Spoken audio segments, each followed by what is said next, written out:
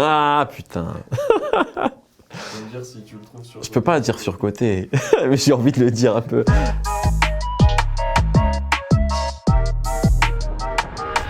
C'est une bonne question. Je pense qu'aujourd'hui, il est un peu surcoté, le format album. Je m'explique parce que je pense qu'il n'est pas nécessaire. Tu vois, je pense qu'il y a beaucoup de gens qui continuent à sortir des albums alors qu'ils ne devraient pas forcément le faire.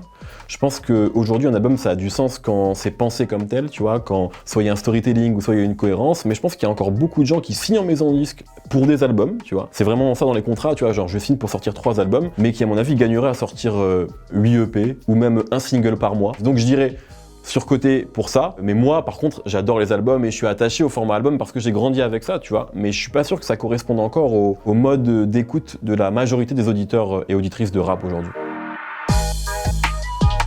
Ah, les rééditions c'est surcoté. Hein. En fait c'est surcoté mais c'est logique, c'est-à-dire qu'en fait ça rejoint effectivement ce qu'on disait. Ce qui m'embête c'est que dans une logique de streaming, parfois on est uniquement là pour aller chercher l'assertif, et quand tu vas chercher l'assertif en mettant un single qui est une bastos, vas-y c'est une bonne guerre.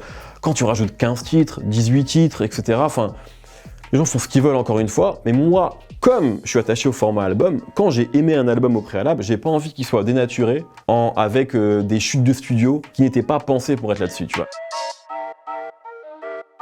En fait, Scarface est sous-coté en tant que film, Tony Montana est surcoté. Scarface, je comprends qu'on en ait marre parce que le rap français abuse avec Scarface, mais le film est un véritable chef-d'œuvre, quoi. Ça m'avait mis une tarte incroyable de la réal de Palma à Pacino qui est monumentale, et voilà, et De Palma est mon réal préféré, c'est un boss. Ben alors, je vais pas te mentir, je l'ai très peu écouté, pour plein de raisons.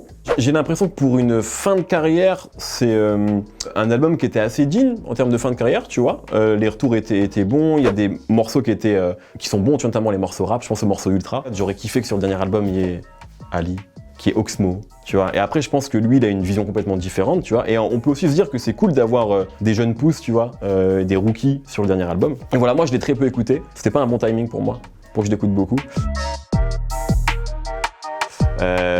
Depuis Astro World, je peux pas dire surcoté. En fait, jusque là, moi j'avais beaucoup de mal parce que pendant longtemps, je lui trouvais pas d'identité. Quand je l'ai découvert, je me suis dit, c'est Kid Cudi, c'est T.I. Au début, beaucoup de T.I. d'ailleurs, été signé chez T.I. Kanye, énormément, tu vois, évidemment. Et aujourd'hui, ce serait quand même être vachement de mauvaise foi que de ne pas reconnaître qu'il a changé le rap américain. Le nombre de gens, aussi bien aux États-Unis que chez nous, qui font du Travis Scott. J'ai changé d'avis sur lui et je le trouve vraiment important maintenant. C'est évidemment surcoté, mais en même temps, on a tous supporté des équipes qui ont gagné au tir au but, tu vois. Dans l'histoire de l'équipe de France, on a gagné au tir au but à plusieurs reprises. C'est un truc très douloureux. J'aimerais bien qu'on réhabite le but en or, tu vois. Parce que je trouve qu'il y a un truc qui est beaucoup plus de panache, tu vois. Il y a un truc qui est assez chevaleresque dans le but en or. Il y a une époque à l'Euro, en fait, il y a déjà une victoire qui s'est faite à pile ou face. Hein. Alors qu'il y a une époque où c'était comme ça, tu vois. Donc c'est quand même mieux que ça. Ce qui est sûr, c'est que c'est rageant de perdre au tir au but, et je trouve que même gagner, c'est pas la meilleure des manières, tu vois. Donc après, ça instaure une tension qui est assez unique quand même, tu vois, en tant que spectateur. Surcoté. Mais c'est complètement surcoté, mon Dieu. Non mais il faut en parler de ça. Avant l'Euro, je voyais personne en parler parce que je pense qu'on était tous trop contents de voir du foot à nouveau. Donc on regardait pas ça, mais il y a des équipes qui ont joué tout le temps à domicile, qui n'ont pas fait de gros déplacements, il y a même pas les gens d'autres pays sont pas autorisés à venir, c'est fou. Et l'idée de cet Euro-là, qui se jouait dans plein de pays différents, elle était belle, mais elle était belle sur papier en fait. En vrai, c'est compliqué, tu vois. Après une saison, d'aller faire des déplacements en Russie, de jouer sur... Voilà, donc l'équipe d'Angleterre est belle, honnêtement. Je trouve il y a un truc qui est cool, j'aime bien les joueurs qu'il y a, mais c'est complètement surcoté. Moi, j'étais pour le Danemark à fond.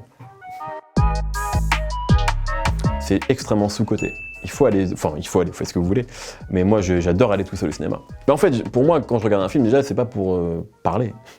C'est pour regarder un film. Donc je ne vois pas l'intérêt, genre le délire des dates, tu vois, genre je sais pas, quand t'es un célibataire et que tu amènes quelqu'un au cinéma, c'est un enfer pour moi, parce que moi je veux juste regarder le film. Donc il y a d'autres endroits qui me semblent plus appropriés que ça pour dater. Bref, il y a personne dans la salle, c'est grand, t'as de la place pour toi, tu prends un petit sneakers, un petit Coca Zéro, c'est des grands moments de vie ça.